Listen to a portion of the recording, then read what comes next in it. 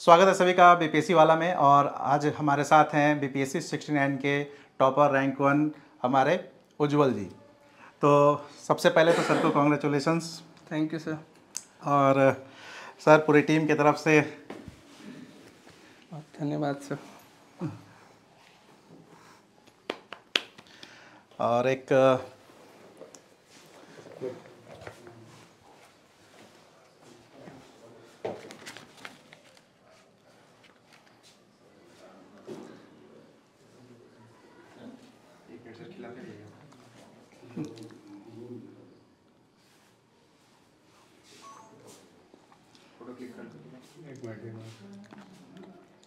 तो कैसा लग रहा है नंबर 1 पीडीएफ में अपना रैंक 1 देखकर? सर एक बार तो यकीन ही नहीं हो रहा था कि रैंक 1 पे हूँ।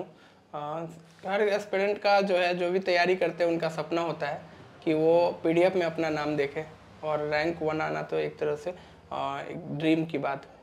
बीपीएससी की वेबसाइट पे आने से पहले एक पीडीएफ एक पेज वायरल हुआ था काफ़ी, मतलब 1 घंटे पहले। उसमें आपको लग रहा था कि ये सही है? लेकिन वो जो पेज वायरल हो रहा था उसमें बस 5, 7, 10 नाम ही थे।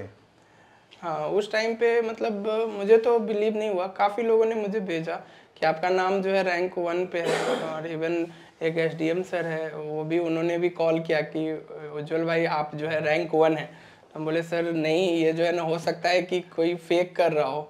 तो हम बोले नहीं, वो बोले कि नहीं ठीक है, हो यही वाला सही है।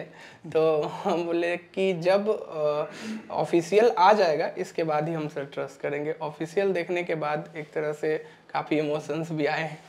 घर में कनेक्ट किए होंगे जब मम्मी पापा को, तब उनका तुरंत का रिएक्शन कि नंबर 1 बेटा हुआ है भाई पूरे बिहार में, ये कैसा इमोशन, मतलब एक वो टाइम था?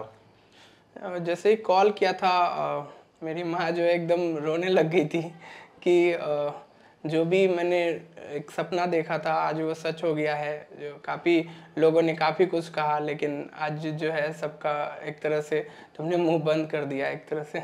नहीं, ये तो बहुत अच्छा है। अभी जैसे आपसे बात भी हो रही थी तो आप कह रहे थे कि मुझे वर्दी पसंद ही है और वो जो मैं चाह रहा था वो मुझे मिल गया। जी। तो एक अपने आप में एक अचीवमेंट भी होता है कि जो चीज़ मुझे चाहता। तो आगे का क्या, मतलब कि आगे एसडीएम का कुछ करेंगे या सीधा यूपीएससी के लिए कुछ करना चाहेंगे आप? अब जो है बीपीएससी का एग्ज़ाम नहीं दूंगा, क्योंकि किसी भी एस्पिरेंट का ड्रीम एक तो रैंक 1 होता है, और वो रैंक 1 प्राप्त होने के बाद दोबारा एग्ज़ाम देने का कोई मतलब नहीं है। दूसरा कि मुझे डीवाईएसपी ही चाहिए था एज ए सर्विस प्रेफरेंस, तो मुझे डीवाईएसपी मिल गया है, तो मैं एसडीसी के लिए नहीं जाऊंगा अब दोबारा। और मेरा जो जहाँ से मैंने शुरुआत की थी एक कि मुझे यूपीएससी क्लियर करना है, एक बार फिर से उसी लक्ष्य पर जो है फोकस करूँगा। आप अपनी शुरुआती जर्नी क्या रही, मतलब कि किस यहाँ डिस्ट्रिक्ट से थे, फिर कैसे पढ़ाई किया, कब लगा कि मुझे पीसीएस करना चाहिए या फिर सिविल अधिकारी वहाँ बनना चाहिए, कब ऐसा लगा? एक तो स्टार्टिंग में मेरी जो शुरुआती जो लाइफ रही है वो एक तरह से मेरे माँ बाप के स्ट्रगल पे शुरू हुई है। तो उन्होंने काफ़ी स्ट्रगल किया। जब उन्होंने टीचिंग करते थे तो लोग बोलते थे कि जब इतना पढ़ने के बाद भी इनको जॉब नहीं मिल रही तो फिर आगे जो है मतलब पढ़ाई के प्रति लोगों का मोह भंग हो गया। लेकिन पापा को हमेशा ही आशा थी कि हो सकता है कि एक पीढ़ी के संघर्ष पर ही दूसरी पीढ़ी खड़ी होगी। तो उन्होंने तो एक छोटा सा स्कूल खोल लिया, लेकिन उन्होंने हमेशा जो है मेरे ऊपर विश्वास बना के रखा। मैंने अपनी स्टार्टिंग की पढ़ाई जो है 10th तक की मतलब गांव में ही की, लेकिन टीचर्स हमेशा अप्रिशिएट करते थे कि हाँ ये लड़का सिविल सर्विसेज के लिए बना है।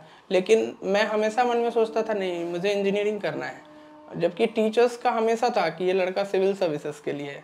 और लेकिन मैंने जो है 12th के बाद मैंने इंजीनियरिंग करी, और इंजीनियरिंग एनआईटी उत्तराखंड से किया। लेकिन उस टाइम में प्लेसमेंट के बाद मुझे थोड़ा थोड़ा ये फील हुआ, और थोड़ा बहुत इम्पैक्ट जो 11th-12th में जो शिवदीप लांडे सर का कार्यकाल था पटना में, उनका काफ़ी इम्पैक्ट रहा, क्योंकि उन्होंने काफ़ी कम टेन्योर में, लगभग 3 महीने के टेन्योर में काफ़ी अच्छा काम किया। मतलब उन्होंने कुछ ऐसे केसेस को सॉल्व किया जो मतलब बहुत ही अकल्पनीय थे कि लोग कल्पना नहीं कर सकते थे।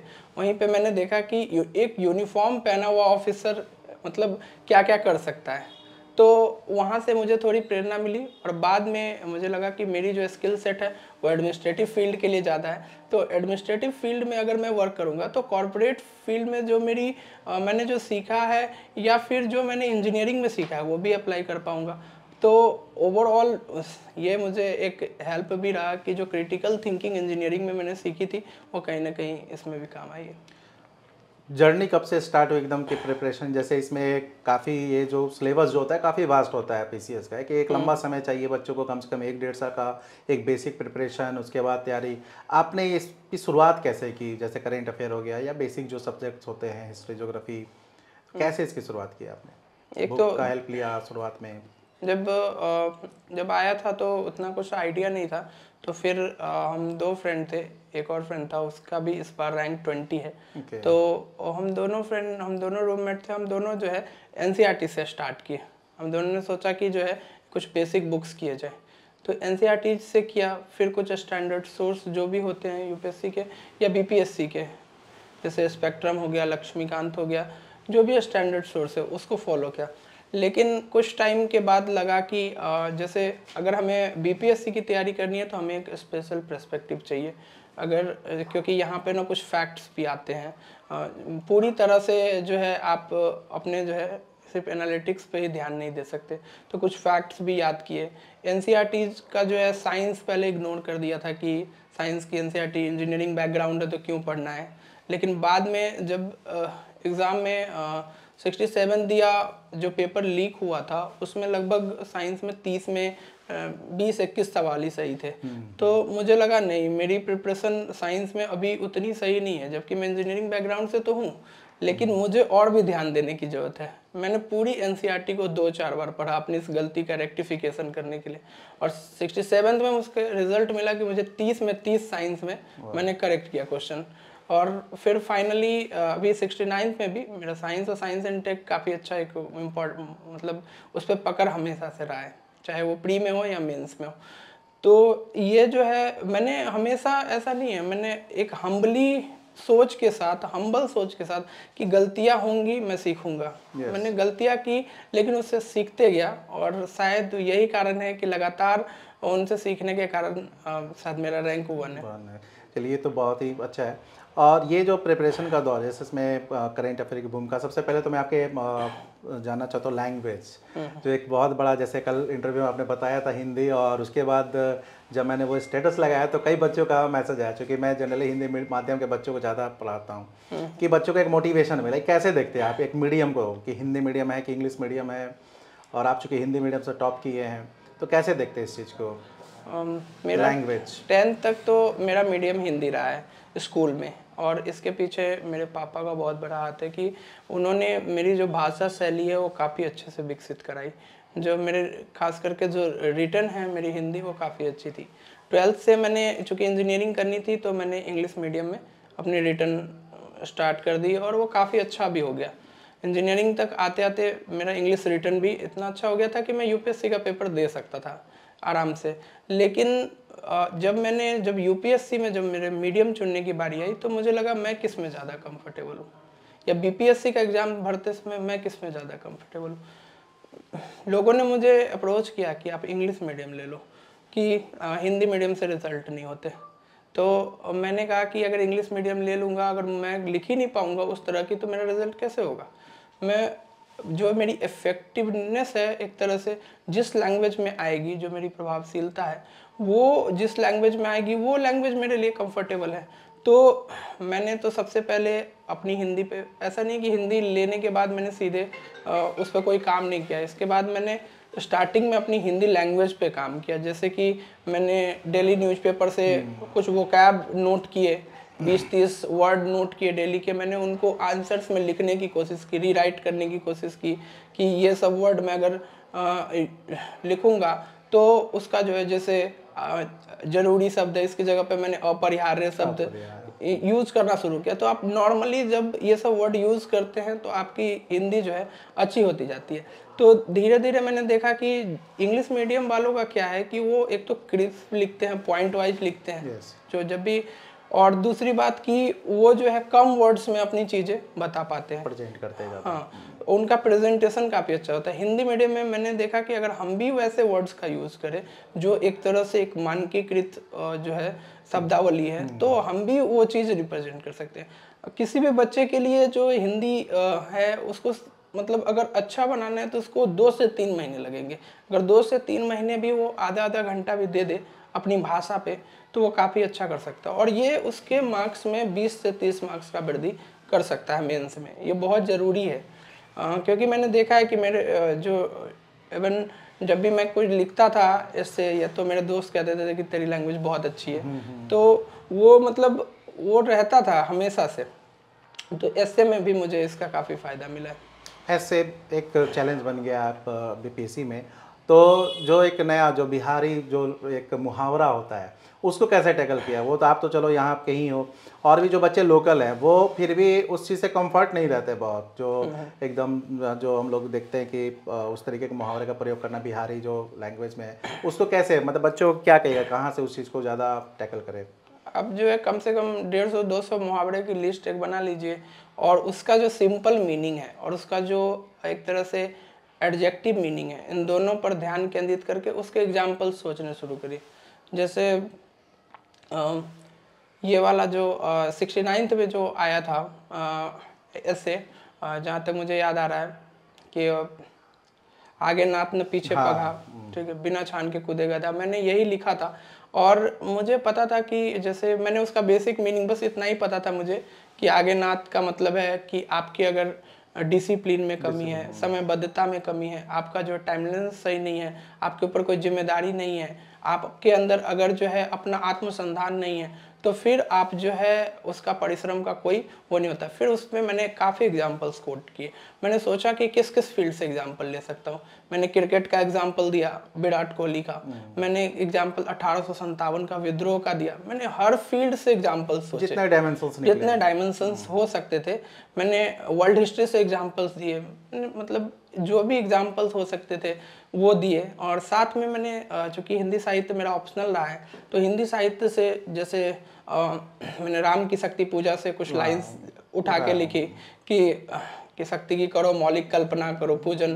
तो ये सब जो हाँ, इसके अलावा अज्ञे की जो है मैंने पोएम से कुछ लास्ट में कि वो जो है अज्ञे कहते हैं कि श्रेय नहीं कुछ मेरा, मैं तो खुद डूब गया था सुनने में। तो ये जो है एक तरह से आत्मसंधान की प्रक्रिया है। तो अगर आप मुहावरे की मीनिंग अगर समझ जाते हैं, फिर आप एग्जाम्पल्स कोट कर सकते हो। और इसके लिए ना जरूरी नहीं है कि आप किसी बुक को पढ़े प्रॉपर, आप कुछ भी पढ़ेंगे ना कुछ आपके अंदर एग्जाम्पल सेट होते ही रहेंगे। ओवरऑल कहने का मतलब है कि लैंग्वेज बहुत बैरियर नहीं है। अगर बात करें कि चीज़ों की पकड़ कैसे है, प्रेजेंट आप कैसे कर पा रहे हैं, जैसे आपने बताया कि मैं भी इंग्लिश मीडियम को देखा था कि वो प्रेजेंटेशन उनका काफ़ी अच्छा रहता है, तो नहीं ये बात सही है कि प्रेजेंट कैसे, जैसे मैं भी क्लास में बच्चों को ये बताता हूँ कि प्रेजेंट करो, मतलब निबंध की तरह आंसर भी ना लिखो, पॉइंट वाइज लिखो, फ्लो चार्ट का यूज़ करो। ये आप बता रहे थे कि उसी तरीके से प्रेजेंट कर रहे हैं। मेंस तक तो ठीक है, इंटरव्यू की तैयारी प्रिपरेशन कैसे हेल्प मिला आपको बीपीएससी वाला की टीम की तरफ से, क्या अनुभव आपका रहा? बीपीएससी वाला का एक तरह से 2 स्टेज पे मतलब हेल्प रहा है। एक तो उनका जो है जो रिवीजन मॉड्यूल है उसको मैंने प्रीलिम्स के टाइम पढ़ा है, तो वो काफ़ी अच्छा है, काफ़ी क्रिप्स है, एक तरह से आप काफ़ी अच्छा रिवीजन कर सकते हैं। जो नोट्स आती है और यूट्यूब पे जो लगातार 10 इयर्स प्रोग्राम ये सब चलता है ये सब। इसके अलावा करंट अफेयर देखा मैंने उनका, जो यूट्यूब पे चलता है, जो फ्री कोर्स है वही देखा था। इसके अलावा जो है मैंने एक तरीके से जो इंटरव्यू की बात बता रहे हो, काफ़ी पॉजिटिव माहौल था, उन्होंने काफ़ी अच्छे से क्वेश्चंस पूछे। इवन मैंने जितने भी मॉक्स दिए थे इस बार, उसमें सबसे अच्छा पॉजिटिव मुझे लगा कि बीपीएससी वाला ने, जब मैं वहाँ पे गया तो एक तरीके से जो भी वहाँ पे थे मॉक इंटरव्यू के मेंबर्स, उन्होंने काफ़ी कंफर्ट कराया मुझे। एक तरीके से उन्होंने बोला भी कि आपका जो है सब कुछ ठीक है, सिर्फ आप करंट अफेयर कवरेज थोड़ा जो कर लीजिए, जो आप शायद समय के कारण नहीं कर पा रहे हैं। तो मैंने बोला हाँ बात तो यही है। तो उनके मतलब जो पर्सनालिटी में जो मेरे दिख रहा था वो उन्होंने भी पकड़ लिया, मतलब उनको भी समझ आ गया। तो ये मैंने भी अपने करंट अफेयर्स पे काम किया फिर, और फिर उसके बाद तो ये कंप्लीट आपका जर्नी है। 70 नज़दीक है, अब 70 आप दे नहीं रहे क्योंकि आपका जो था वर्दी भी मिल गया, रैंक वन भी मिल गया। आगे वाले बच्चे जो 13 तारीख को एग्ज़ाम देने हैं और जो लगे पड़े हैं पूरे, उनके लिए क्या सुझाव है कि क्या कुछ ऐसे काम करें अब 10-15 दिन में, 12 दिन में, कि जो थोड़ी सी कम पकड़ हो उस पर काम कर सके? सबसे पहले तो मैं ये कहूँगा कि अब सबसे पहले आप जो भी बीपीएससी के PYQs हैं एक बार उनको अच्छे से देखें, क्योंकि वो जो है ना, वो उनके 4 ऑप्शंस को अगर आप करते जाएंगे, एकदम एनालिटिकली करते जाएंगे, हर ऑप्शन को देखते जाएंगे, तो आपको हेल्प करेगा कहीं ना कहीं एग्जाम में। दूसरा, आप यूपीएससी के भी कम से कम 5 साल के PYQ को देख के जाएं। यूपीएससी के PYQ को देखने से आपको ये होगा कि थोड़ा स्किल सेट जो है आपके बढ़ेंगे। जैसे साइंस एंड टेक में जो क्वेश्चन पूछा गया फ्यूचरिस्टिक टेक्नोलॉजी से, कि कौन इसमें जो है इनेबल करता है, तो 5G है, इंटरनेट ऑफ थिंग्स है, एज कंप्यूटिंग है। तो ये सब जो चीज़ें हैं ये आपको यूपीएससी के पेपर में जो 19-20 में पेपर पूछा गया, 18-19-20 में, उस टाइम के पेपर का पैटर्न है। और इसके अलावा जो कुछ क्वेश्चंस तो यूपीएससी से डायरेक्ट भी उठाए गए हैं PYQ से, तो आपको यूपीएससी के PYQ के क्वेश्चन देखने चाहिए। इसके अलावा जो आपने जहां से भी पढ़ाई करी है या फिर रिवीजन मॉड्यूल्स हैं जो मैंने पढ़ा था, आप उसको भी फॉलो कर सकते हैं। जैसे अभी बीपीएससी वाला पे 10 साल का, जैसे आपने बताया कि जो रिवीजन मॉड्यूल आप फॉलो करते हैं वो अभी हम लोग करा रहे हैं, 10 ईयर बैक वो सीरीज करा रहे हैं, 1 शॉट सीरीज करा रहे हैं, इंपॉर्टेंट क्वेश्चन सेशंस करा रहे हैं, जैसा इन्होंने बताया उज्जवल जी ने कि उसी तरीके से चीज़ों को। तो ओवरऑल मुझे लगता है कि यही जो आप बताना चाह रहे हैं कि कंप्लीट क्या अवॉइड करें, मतलब लगे कि बच्चे कि नहीं ये तो बिल्कुल अब नहीं करना चाहिए। कई बच्चे कोई भी नई चीज़ को अब ना पढ़े। सबसे पहली बात तो कोई भी करंट अफेयर आपने जो कर लिया है बहुत है। अब जो है अगर बिल्कुल नहीं किया है तो आप 1 सप्ताह और कर सकते हैं, ज़्यादा से ज़्यादा आप कर लीजिए, जितना से ज़्यादा। आपने कुछ नहीं किया है तो आप 100 इंपॉर्टेंट टॉपिक PYQ को देख के कर लीजिए कि हाँ ये 100 इंपॉर्टेंट टॉपिक में 10 क्वेश्चन तो आ ही जाएंगे। जैसे कुछ इंपॉर्टेंट टॉपिक है, जैसे आप गैस भी कर सकते हैं, कर्पूरी ठाकुर को जो है भारत रत्न मिला है, तो वो क्वेश्चन आपको आना ही है। नोबेल प्राइज से क्वेश्चन आता ही है। आप कोई और प्राइज को देख सकते हैं, बिहार की फेमस पर्सनालिटीज़ को देख सकते हैं, उन सब से क्वेश्चन आता ही है। तो ये सब बीपीएससी के जो है हॉट फेवरेट सवाल है। तो वहाँ पे अगर आप ठीक करेंगे, सबसे आसान वाला जो एरिया होता है वो है जैसे बिहार ज्योग्राफी है, बिहार हिस्ट्री है, बहुत कम टाइम में किया जा सकता है बिहार स्पेशल। अगर आप अभी भी 7 दिन देंगे तो आप बहुत अच्छे से सारे क्वेश्चन करके ले जाएंगे। तो अपने जो है पॉजिटिव्स पे ध्यान दें। अब जो नहीं किया, मान लीजिए आपने इकोनॉमी नहीं पढ़ी कभी, अब तो अब करने का कोई फ़ायदा नहीं है। आप सिर्फ बजट और इकोनॉमिक सर्वे कर ले, डेटा याद कर ले, बहुत है। अगर उसमें से 4-5 क्वेश्चन बन जाएंगे तो हो जाएगा। लेकिन ये भी है कि 150 क्वेश्चन में 150 क्वेश्चन जो है आपको नहीं बनाने। लेकिन मेरा एक सजेशन रहेगा जो मैंने हमेशा फॉलो किया है कि अगर आप पेपर में एक भी ऑप्शन एलिमिनेट कर पा रहे हैं, एक भी सिंगल भी, तो आप क्वेश्चन को अटेम्प्ट करें।